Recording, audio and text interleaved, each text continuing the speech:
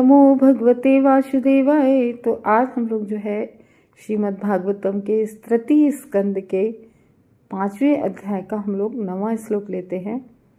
N प्रजानामुतात Karma रूपा विधानाम च विधाम व्यधत नारायणो विश्रगात्मयोनि रेतच no वर्ण विप्रवर्या। तो विदुर जी जो है मैत्रेय ऋषि के पास जाकर उनसे कहते हैं कि सारे क्वेश्चन पूछते, फिर कहते हैं और जो भी कुछ रह गया वो भी मुझे सब बताइए जो मैं नहीं पूछ पाया आपसे। तो कह रहे हैं, हे ब्राह्मण श्रेष्ठ, आप हमें ये भी बताएं कि ब्राह्मण जो उनसे मैत्रेय ऋषि से कह रहे हैं, ब्राह्मण हमें कृपा करके ये बता दीजिए कि ये ब्रह्मांड के जो सृष्टा है भगवान, जिन्होंने सारे ब्रह्मांडों को बनाया है, वो आत्मनिर्भर हैं, क्योंकि वो स्वयं सिद्ध हैं, उन्हें किसी की कोई मदद की आवश्यकता नहीं होती है, सेल्फ डिपेंड है। तो वो जो ब्रह्मांड के सृष्टा है आत्मनिर्भर हैं। कौन? वही प्रभु नारायण। जिस तरह से वो कल हम लोगों ने जाना था कैसे अलग अलग तरह के जीवों को सृष्ट करते हैं भगवान, और वही फिर इसमें पूछ रहे हैं कि ये जो जीव हैं, विभिन्न जीवों को जो बनाते हैं भगवान, सृष्ट करते हैं, उन जीवों के स्वभाव अलग अलग होते हैं, और स्वभाव के अनुसार जिसका जैसा जो स्वभाव होता है उस स्वभाव के अनुसार अपने कार्यों को वो करते हैं। वैसे उनके रूप और लक्षणों के नामों की पृथक पृथक रचना कीजिए। कह रहे हैं कि ये जो सब अलग अलग है, उनकी कृपा करके अलग अलग हमें उनकी जो भगवान ने रचना की है उसके बारे में बताइए। तो देखो, प्रत्येक जीव प्रकृति के गुणों के अनुसार अपनी प्रवृत्तियां अपनाता है। जैसे हम लोगों ने देखा है ना, अपने केवल अपना यही देख लो कि अपने इस भौतिक जगत में हर जीव होता है ना, उनमें से हर जीव किसी न किसी प्रकृति के जो 3 गुण होते हैं, सतोगुण, रजोगुण, तमोगुण, हर व्यक्ति अलग अलग गुणों से इन्फ्लुएंस्ड होता है। कोई व्यक्ति ऐसा होता है जो आध्यात्मिकता में बहुत ध्यान रखता है, वो अपना आध्यात्म में रहता है। कोई ऐसा होता है कि जो अपनी इंद्रिय तृप्ति में हमेशा लगा रहता है, हमेशा भोग भोगने की इच्छा रहती है।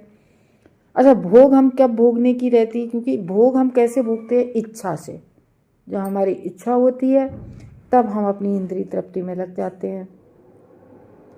तो वही यहाँ पर कह रहे हैं कि और अच्छा, जब हमारे प्रकृति के गुण जिसमें सतोगुण का ज़्यादा प्रभाव होगा तो वो आध्यात्मिक होगा। रजोगुण का जिस पे प्रभाव होता है वो रजोगुण वाला व्यक्ति हमेशा अपनी इंद्रिय तृप्ति में, अपने कमाने में, मतलब ये इसमें लगा रहता है।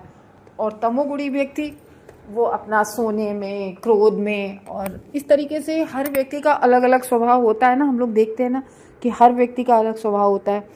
और अच्छा, हम ये भी देखते हैं कि स्वभाव के साथ साथ हर व्यक्ति, जैसे कोई व्यक्ति बहुत सुंदर है, ये भी कर्मों के अनुसार। अच्छा, सुंदरता और बुद्धिमत्ता, ये जो इसमें लिखा है कि पहले स्वभाव मिलता है, फिर कार्यों के अनुसार रूप मिलते हैं, गुण मिलते हैं। तो जैसे जिसके पिछले पुण्य कर्म होते हैं उसको उसी अनुसार हम लोग देखते हैं ना कि बुद्धिमत्ता। देखो, हम लोग भगवान के अंश हैं और हम लोगों में सब कुछ, मतलब इवन आदतें भी भगवान जैसी होती है। जैसे हम लोग क्यों बहुत सुंदर चीज़ पसंद करने की कोशिश करते हैं, हमें सुंदर चीज़ क्यों अट्रैक्ट करती है? क्योंकि हम लोग भगवान के अंश हैं और कहीं ना कहीं हम भगवान को ढूंढ रहे होते हैं, लेकिन हमें पता नहीं होता है क्यों हम सुंदर चीज़ से अट्रैक्ट होते हैं। क्योंकि भगवान बहुत सुंदर है, सर्वाकर्षण है। हम क्यों किसी के धन और पैसे से, बहुत ऐश्वर्य से हम प्रभावित होते हैं? क्योंकि भगवान पूर्ण ऐश्वर्य से हैं। तो इस तरीके से हम सब जीवों को अलग अलग 3 गुणों के अनुसार हम लोगों को अलग अलग सबकी प्रवृत्ति होती है, और उनका रूप, शारीरिक लक्षण उनके कर्म के अनुसार ही गढ़े जाते हैं हर व्यक्ति के। इसलिए इस श्लोक से हमें ये तो समझना चाहिए कि हम सबको जो है कि पुण्य तो करते ही रहना चाहिए। क्यों करते रहना चाहिए? क्योंकि हमें अभी ये पता नहीं है कि हम शायद भक्ति कर रहे हैं, लेकिन क्या हम वैकुंठ धाम चले जाएंगे। ये ज़रूरी नहीं है ना कि एक ही जन्म की भक्ति से हमारी भक्ति पूरी नहीं होती है, नहीं होते हैं, या किसी भी तरीके से हम लोगों का पतन हो जाता है किसी चीज़ से। जैसे जड़ भरत थे, पूरे जीवन उन्होंने भक्ति की और अंतिम समय में उन्हें हिरण की में आसक्ति हो गई थी। तो इस तरीके से किसी का कुछ नहीं कहा जा सकता। उसके लिए अगले जन्म के लिए हमें क्या हमें खाना है, क्योंकि हमें हमारे जीवन में जो लग्जरी मिलती है, जो हमें मतलब अच्छे जन्म के लिए, अच्छे कर्मों के लिए हम प्रेरित होते हैं, सुंदरता मिलती है, बुद्धिमत्ता मिलती है, ज्ञान मिलता है, ये पूर्व जन्म के कर्मों के अनुसार ही हमें सब मिलता है। हमें परिवार, हमें लोग कैसे मिलेंगे, ये सब पूर्व जन्म के कर्मों के इसलिए पुण्य कर्म हर किसी को करते रहना चाहिए। और देखो, हमने ऐसे भी जाना था, जैसे जो भगवान 4 वर्ण 4 आश्रम भगवान के ही बनाए हुए तो हैं, तो हर उसका तो ऐसा नहीं है कि भगवान ने जो ये डिवाइड किए थे ये जन्म के अनुसार किए थे। भगवान ने तो कर्मों के अनुसार किए थे। जैसे कुछ लोग होते हैं जिनका यजन आजन पठन पाठन में करते हैं, तो वो ब्राह्मण होते हैं। ब्राह्मणों का कर्तव्य होता है यजन आजन पठन पाठन और दान।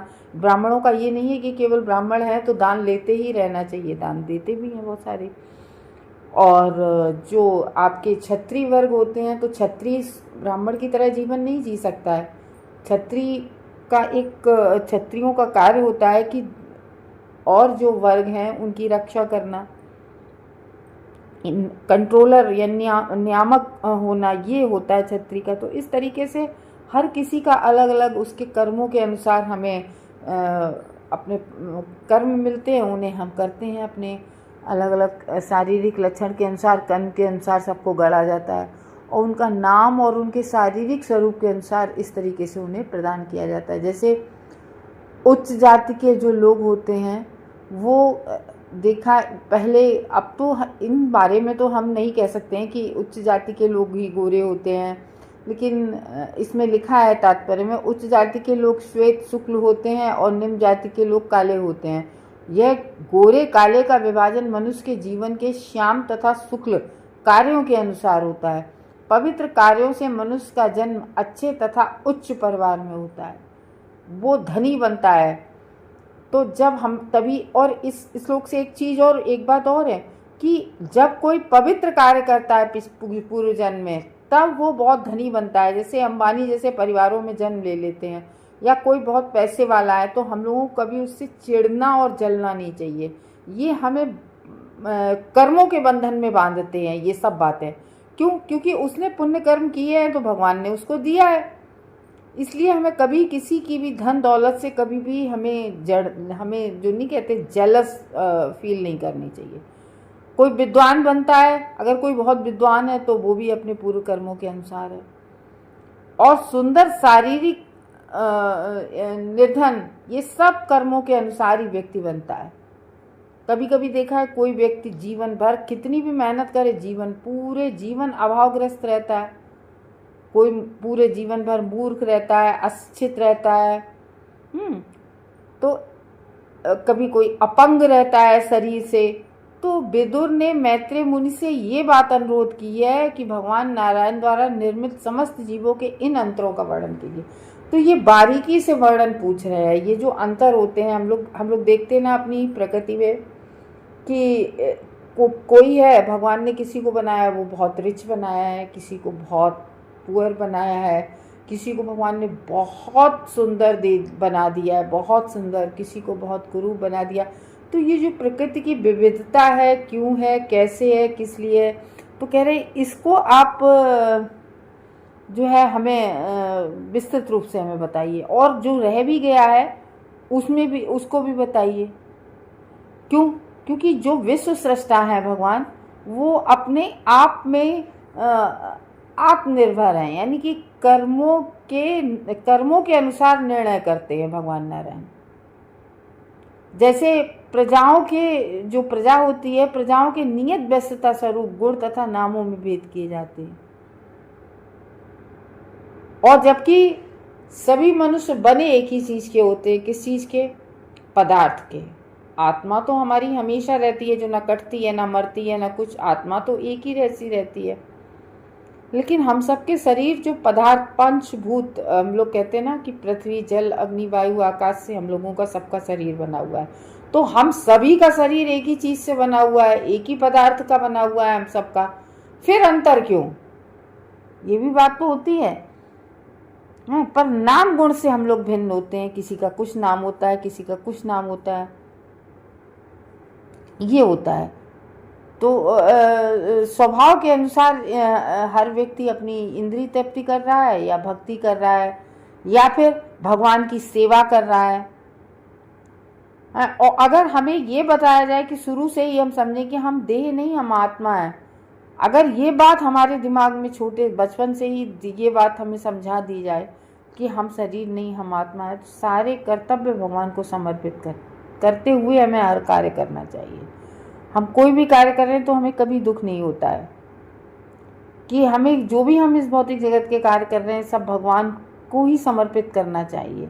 जो भी कुछ हम कर रहे हैं वो भगवान को समर्पित करके ही कर रहे हैं, क्योंकि उनका ही दिया सब कुछ है और वो किसी के नियंत्रण में नहीं है। हम लोग तो क्या, जितने सारे राजा हैं, किसको किस टाइम तक राजा रहना है, लोकपाल हैं, इन सब की ड्यूटी, इन सब के समय, सब कुछ निर्धारित कौन करता है? वही भगवान, और किसी से सलाह लेके नहीं, स्वयं स्वरूप सिद्ध भगवान है। तो इसलिए हमें इसके लिए अपनी स्ट्रॉन्ग विल बनाने के लिए कि नहीं, हम जो है देह नहीं, हम आत्मा हैं, इसके लिए केवल और केवल हमें, देखो, किसी चीज़ को सुधारने के लिए हमें एक्स्ट्रा प्रयास नहीं करना है, हमें केवल और केवल भगवान का नाम और जप करना है, भगवान का नाम जप करना है और भागवतम करनी है। और वो फर्स्ट कैंटो में हम लोगों ने पढ़ा था, फर्स्ट कैंटो के फर्स्ट चैप्टर का सेकंड श्लोक है, धर्म प्रोजित कैत वोत्र अत्र है परमो निर्मसाम सताम। तो इस जगत में जो धर्म है, जो धर्म मतलब हम लोग बनाते हैं, जो सकाम कर्म और जो पुरुषार्थ वाले, तो इन सबको झाड़ू कौन मारती है? भागवतम। भागवतम ऐसी है जो हमें बताती है कि हमें एक्चुअली में, यथार्थ में हमें क्या करना है। तो इस तरीके से कल अब देखते हैं कि क्या बोलते हैं। हरे कृष्णा भक्तों।